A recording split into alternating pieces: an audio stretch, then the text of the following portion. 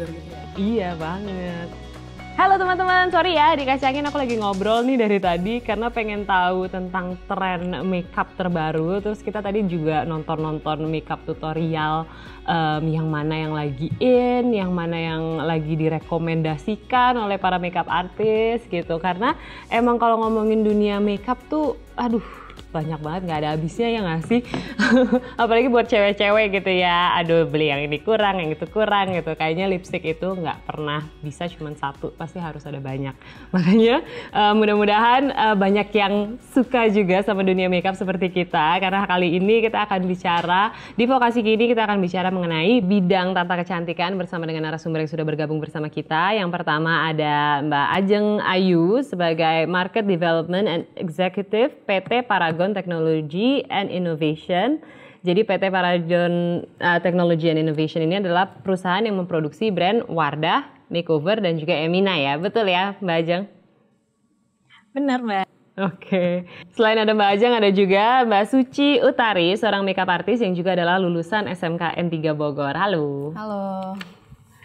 Mungkin aku pengen tahu dari Mbak Suci terlebih dahulu nih. Kan kita kalau buka internet, buka sosmed tuh isinya bidang kecantikan luar biasa gitu. Karena influencers tuh juga either fashion atau makeup influencers kan, beauty influencers. Nah, apakah Mbak Suci juga ikutan tren di dalam sosmed ini atau gimana selama ini? Aku sendiri buat ngikutin perkembangannya, ngikutin ke jalur itu. Kayak sering bikin tutorial make up buat di Instagram. Paling buat di Instastory kayak gitu. Jadi dilihatnya cuma 24 jam, nggak yang gitu. Terus tapi hasilnya tuh kadang aku suka upload di feeds buat contoh-contoh. Oke. Nah, kalau sekarang berarti yang trending tuh apa sih Pak? Boleh dikasih gambaran nggak kepada kita? Karena kalau aku sendiri tuh, aku selalu make upnya tuh yang klasik-klasik aja gitu loh. Kalau make up beauty-nya tuh lebih kayak masih standar, simple, soft glam gitu paling ya. Cuma kalau kemarin-kemarin tuh sempat ada yang lagi hits itu loh, yang lagi jadi trending YouTube tuh versi make up fantasinya. Itu apa sih, dari salah satu lagu. Oke. Jadi banyak yang ikut. Latih-latih Iya, latih challenge itu. Aku juga kemarin sempat ikut itu, sempat gitu. bikin. Iya. Sempat bikin terus jadi apa tuh waktu bikin? Cuma bikin kayak 3 jenis makeup itu kan, di dalam makeup itu kayak ada 4 atau berapa gitu, aku lupa. Aku bikin 3 jenis makeup tuh, makeup beauty-nya, terus makeup yang kayak semacam babak belur ya gitu, sama makeup yang versi hantunya. Aku bikin jadi 3 macam dalam satu video. Oh, I see. Trennya lagi begitu ya, lagi karena itu emang kemarin. banyak yang ngomongin. Itu sebenarnya tergolongkan makeup jenis apa sih kalau gitu, kostum? Lebih ke fantasi. Fantasi. Iya, fantasi masuknya. Oke. Nah, ini menarik gitu kalau misalnya kita bicara mengenai beauty atau tata rias gitu ya. Pastinya ini kan lagi luar biasa, inovasinya tuh lagi berkembang banget. Nah, makanya aku penasaran juga dari Mbak Ajeng, selama ini gimana sih mungkin bekerja samanya gitu ya bersama dengan influencers atau perias profesional gitu kalau dari PT Paragon Technology and Innovation sendiri ini? Bagi brand kosmetik seperti yang kami lakukan, kita sering banget mengajak kolaborasi para perias untuk join di event-event below the line activity-nya kita. Jadi mereka kita undang sebagai makeup artist ataupun trainer yang memberikan edukasi makeup kepada para. Nah, selain itu kita juga merasa karena profesional makeup artist ini ataupun perias lokal ini juga sebagai komunitas yang memang sangat dekat dengan brand kosmetik, kita selalu melakukan kerjasama dengan melakukan gathering bersama komunitas daerah, kita melaksanakan makeup competition sehingga kita tetap membantu mereka untuk terus berkembang gitu, dan membantu mereka juga untuk terus mendapatkan ilmu-ilmu tren makeup terupdate. Selain itu juga kita mensupport beberapa sekolah kecantikan di Jakarta, memberikan kelas-kelas makeup di sekolah tersebut, serta kita juga memberikan beasiswa di beberapa SMK yang ada di seluruh Indonesia. Jadi itulah yang sudah kita lakukan untuk tetap mensupport perias-perias profesional ini. Oke, nah kalau gitu saya juga pengen tahu ada nggak sih data yang menunjukkan berapa persen kalangan millennials dan juga Gen Z gitu ya yang menjadi pembeli produk Wardah dan behavior dari konsumen saat ini? Mungkin kalau persentasenya saya bisa menyebutkan, tapi kalau kita lihat memang beda banget ya, semakin kemari, semakin teknologi itu berkembang, millennials dan Z itu sangat konsumtif dengan kecantikan. Mereka itu tipikal konsumen yang menyukai experience gitu. Jadi ketika ada brand baru, produk baru, mereka akan coba gitu. Dan mereka menjadikan kosmetik ataupun kecantikan itu bukan kebutuhan yang dibutuhkan tertentu gitu, tapi memang menjadi kebutuhan sehari-hari mereka. Mereka sudah mulai concern dengan kesehatan kulit, mereka juga concern dengan tema-tema makeup yang beragam banyak bentuknya gitu. Jadi behaviornya sudah berubah. Mungkin yang kita dulu masih muda SMP kayaknya belum kenal makeup gitu ya. Tapi anak-anak sekarang itu udah kenal makeup gitu dari SMP. Kembali ke Mbak Suci, aku ingin tahu awal mula menjadi seorang penata rias itu kapan? Aku tuh mulai masuk ke dalam dunia ini tuh mulai dari tahun 2011. 2011. Jadi udah cukup lama ya. Pas masuk pertama kali ke SMK itu jadi udah mulai terjun juga ke dunia make upnya. Oke, waktu itu ingat nggak pertama kali bener-bener ngejob gitu, yang bener-bener bekerja itu kapan dan ngapain dan siapa tuh yang dirias? Jadi pertama kali tuh aku dapet job tuh 4 orang buat dancer di acara basket gitu. Jadi kayak penari dancer gitu. Terus aku make upin dia tuh kayak make up yang heboh banget gitu. Emang itu kebetulan adik kelas aku. Nah aku make upin 4 orang sekaligus itu pertama kali itu tahun 2011 itu. I see. Dan mulai dari itu situ dari mulut ke mulut jadi banyak yang kenal. I see. Gitu. Dan sekarang untuk mengembangkan platform kita kan punya platform digital juga pasti ya gitu. Untuk mengembangkan profesi sebagai makeup artist tuh gimana sih? Aku paling aktif aja di sosial media kayak di Instagram gitu, kayak sering itu yang kayak tadi bikin tutorial. Jadi orang lihat aku tuh nggak yang stuck di situ aja make upannya. Jadi lebih tiap ada yang tren baru aku ikutin biar mereka tuh tahu aku berkembang gitu si jenis make upnya.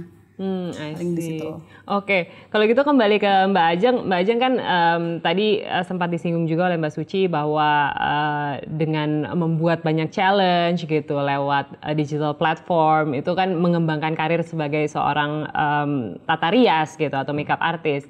Nah, sejauh ini seberapa efektif sih untuk menggandeng para penata rias gitu yang langsung terjun untuk benar-benar membuat masyarakat aware dan pengen membeli sesuatu atau sebuah kosmetik gitu? Sebenarnya peran perias profesional itu penting banget dalam suatu brand kosmetik. Misalnya kita mengajak kolaborasi dengan perias profesional, brand kita itu dinilai oleh masyarakat sebagai brand yang expert gitu. Jadi memang brand yang mungkin tahan lama, yang bisa menemani keseharian mereka dalam special occasion gitu. Jadi memang perannya itu kita sangat sering banget sih dengan perias-perias profesional gitu. Karena rasanya kalau udah dipakai sama makeup artist gitu ya, perias-perias itu rasanya kayak opini di masyarakat itu ini kosmetik ini bagus. Jadi sangat efektif sih Mbak. Oh oke. Jadi memang benar-benar saling berkesinambungan gitu ya, sehingga ekosistem dari dunia kosmetik Indonesia pastinya berjalan seiring dengan perkembangan demand dari masyarakat gitu. Tapi kalau bicara mengenai animo di masyarakat, generasi muda tertarik apa sih mereka sama bidang kecantikan sebenarnya? Mungkin karena sekarang banyak tutorial gitu, orang jadi kayak keinginannya tuh kayak lebih besar gitu. Pengen tahu gitu ya. Kayak rasa pengen taunya lebih besar. Jadi kalau kata aku sekarang anak SD pun seneng make up gitu. Karena udah banyak bikin tutorial kayak gitu-gitu. Jadi dia kayak pengen ikutan juga. Aku pernah kayak ngajarin anak SD private make up. Gimana tuh? Maksudnya apa bedanya sama orang yang dewasa biasanya? Mungkin lebih tangannya lebih agak kaku dikit. Cuma terus dia dari tata riasnya gimana? Sesuai nama umurnya paling. Misalnya kayak make up yang lucu-lucu aja gitu. Emang si orang ini juga kebetulan dia kayak semacam influencer di Instagram juga. Jadi emang buat kontennya dia juga. Makanya dia belajar make up. Dan untuk tahu kalau inovasi-inovasinya terus dibutuhkan gitu ya, itu biasanya dari mana sih sampai saat ini Mbak Suci? Karena kan banyak banget tuh yang kayak gitu ikutan challenge gitu. Untuk tahu itu tuh dari mana datangnya? Aku paling sering cari referensi tuh di YouTube. Oke. Cari-cari referensi di YouTube. Kalau enggak misalkan ada beauty influencer siapa collab sama MUA yang udah ternama tuh aku ikutin tuh si cara-cara yang si MUA itu bikin ke si beauty influencer ini, terus aku ikutin sendiri paling buat nambah-nambah ilmu lagi. Untuk gitu. nambah-nambah ilmu. Tapi aku pengen tahu kan Mbak Suci kan dulu lulusan SMKN 3 Bogor gitu. Nah waktu di SMK diajarkan apa gitu kalau boleh tahu sampai akhirnya mau menjadi seorang makeup artist? Jadi di SMK itu ada selain make up tuh ada kayak facial, ada perawatan badan, ada perawatan untuk apa sih pasca melahirkan juga ada gitu. Jadi nggak bengkong-bengkong gitu. Nggak cuma make up aja, di situ ada manicure, ada pedicure. Cuma karena aku tertariknya lebih ke make up, jadi aku nerusinnya lebih ke make up. Oke, kalau boleh tahu berarti awal pengenalannya di SMK dia apa yang diajarkan? Kalau angkatan aku waktu itu dimulai dari perawatan dulu. Jadi make upnya tuh pas kelas 1 semester 2. Oh, oke. Baru dikenalkan sama make upnya itu. Itu pas dikenalkan apa foundation gitu-gitu? Iya. Jadi waktu semester pertama tuh sebenarnya kayak teori dulu, banyak teori. Terus kayak mungkin gurunya tuh belum ngasih si praktiknya dulu. Jadi kayak pengenalan teori kayak kosmetiknya apa aja, terus penempatan pakaiannya kayak dipakainya kayak gimana aja, kayak gitu-gitu. Nah, baru aku kalau waktu itu tuh sempat belajar sendiri dulu. Jadi sebelum diajarin sama dipraktikin di sekolah udah tuh tertarik. Udah tertarik kayak pasang-pasang eyeliner segala macam tuh sendiri dulu gitu. Oke, pas awal-awal tuh susah nggak sih maksudnya? Susah banget. Sampai bener-bener itu yang namanya dikata-katain sama gurunya juga kayak adalah alis beda sebelah dikatain apa gitu. Jadi kayak nguji mental juga itu. Cuma kalau nggak digituin mungkin nggak akan berkembang make upnya. Jadi gitu. Jadi nggak apa-apa ya lah ya ditempa dulu gitu ya, agak-agak digalakin sedikit sampai akhirnya sekarang berarti udah rata ya alisnya. Kalau kanan dan kiri. alis kanan kiri nggak mungkin simetris. Oh nggak mungkin simetris sebenarnya. Nggak mungkin simetris, pasti ada kayak bedanya sedikit. Oh gitu.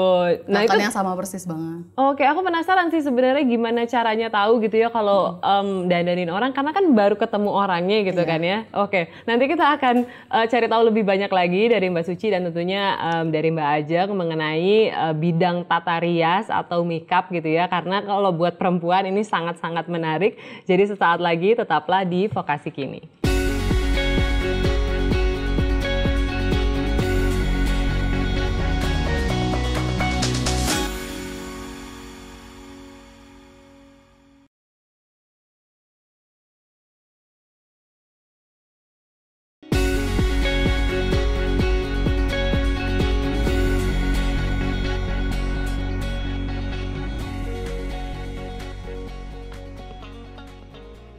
Kembali lagi di Vokasi Kini, kita masih bicara mengenai bidang kosmetik atau tata rias. Ini menyenangkan banget untuk perempuan, makanya penasaran dari Mbak Ajeng sebenarnya peluang dari para profesional penata kecantikan tuh seberapa besar sih untuk bekerja di bidang kosmetik Indonesia?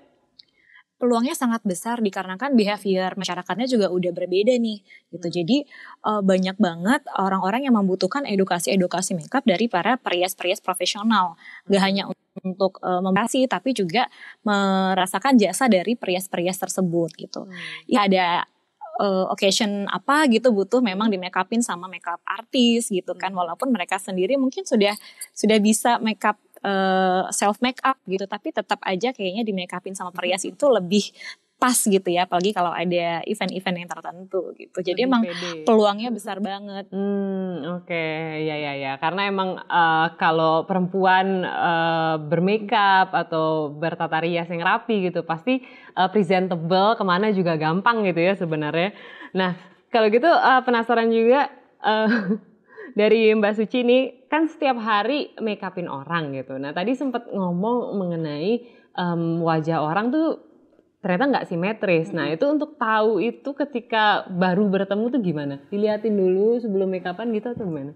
Kalau aku biasanya pertama kali ketemu orang langsung nggak yang koreksinya tuh nanti misalkan udah dilakuin make upnya. Oh gitu. Jadi misalkan awalnya kayak langsung mulai aja make upnya kayak biasa dulu, nanti pas udah agak di tengah jalan tuh kayak misalkan yang udah bagian mata tuh kan biasanya ada yang paling kelihatan beda, yang paling gak simetris tuh. Paling dari situ-situ aku ngoreksi dikit-dikitnya gitu. Oh, oke. Nah, kalau untuk menjadi seorang makeup artist berarti kan setiap hari ketemu sama pelanggan baru gitu dan begitu banyak macam orang gitu. Pasti kan orang berbeda-beda. Kemampuan apa sih yang sebenarnya perlu selain benar-benar paham mengenai tata rias gitu? Kemampuan marketing kah atau strategi apa yang dibutuhkan? Lebih kayak apa ya? Cara apa? Ngobrol gitu sih paling, kayak ngajak si kliennya ngobrol gitu, terus kayak ngenalin si kliennya ini kayak apa, mengenali kayak beda umurnya tuh berapa gitu, jadi ada pembedaan antara misalkan makeupin ibu-ibu sama yang anak remaja sama yang di bawah aku tuh kayak aku bedain treatmentnya gitu. Kenapa kalau ibu-ibu biasanya seperti apa? Lebih ke respect aja gitu, nggak kayak misalkan apa, cara penyampaian aku kalau misalkan diajak ngobrol gitu segala macem. Terus iya biasa minta make upnya tuh yang kayak lipstiknya merah segala macem. Kalau misalkan ya anak-anak muda kan pengen yang cute-cute gitu. Yang soft-soft. Terus aku juga gitu ya. Pembawaan ke mereka juga lebih ke asik gitu, nggak yang kaku. Kalau make upin ibu-ibu biasanya lebih kaku. Oh oke. Jadi adaptasi dengan berbagai macam orang lah ya. Berarti kemampuan komunikasinya itu juga harus benar-benar diasah ya. Oke. Nah kalau gitu Mbak Ajeng, aku juga pengen tahu. Ini kan banyak sekali lulusan SMK yang kemudian bekerja di bidang tata rias gitu. Sebenarnya apa sih kompetensi yang harus dimiliki oleh para professional makeup artist, baik makeup artist maupun mungkin yang bekerja di bidang kecantikan? Oke. Social media marketingnya juga harus ditingkatkan ya, karena sekarang semua serba digital. Testimoni dari para klien itu sangat dibutuhkan agar mereka bisa di dunia kecantikan gitu, memberikan tutorial makeup, edukasi makeup, stay connected to kliennya mereka. Nah, hal-hal tersebut yang harus dimiliki sebenarnya agar pria-pria itu bisa berkompetisi, karena semakin banyak orang yang terjun di sini, kita harus memiliki keunikan tersendiri. Terbaru, mengikuti tren makeup yang terbaru, jadi jangan cepat puas gitu. Jadi memang harus kreatif, harus update juga, dan tetap bisa terhubung dengan target dari klien-kliennya kita gitu. Semangatnya tetap ada, artinya kreativitasnya juga pastinya akan bertumbuh karena memang minatnya sangat besar di dalam bidang itu ya. Kalau begitu pengen tahu juga dari Mbak Suci, selama ini berarti kan udah sekitar berarti berapa tahun tuh? Dari 2011 lumayan ya, dari 9 tahunan. 9 tahunan bergerak di dunia tata rias. Ada nggak sih kejadian-kejadian menarik yang mungkin bisa dibagiin ke generasi muda gitu? Aku tuh pernah kayak ditipu sama orang. Hah? Ditipu jadi gimana? Dia kayak ngebooking make up. Jadi emang aku tuh salah sistem waktu dulu. Jadi nggak ada sistem DP kayak gitu. Jadi booking, aku datang ke tempat, bayar di tempat waktu itu. Dia udah booking, aku udah berangkat pagi segala macem. Alamat tuh sebenarnya udah dikasih tuh udah jelas. Terus pas aku telepon pas di hari hanya itu tiba-tiba nomornya nggak aktif. Oh oke. Padahal kamu udah nyampe di udah nggak di rumah sih, jadi kayak deket-deket daerah situ. Dia cuma ngasih alamat ini sih, nggak alamat yang ada nomor-nomornya gitu, salahnya juga.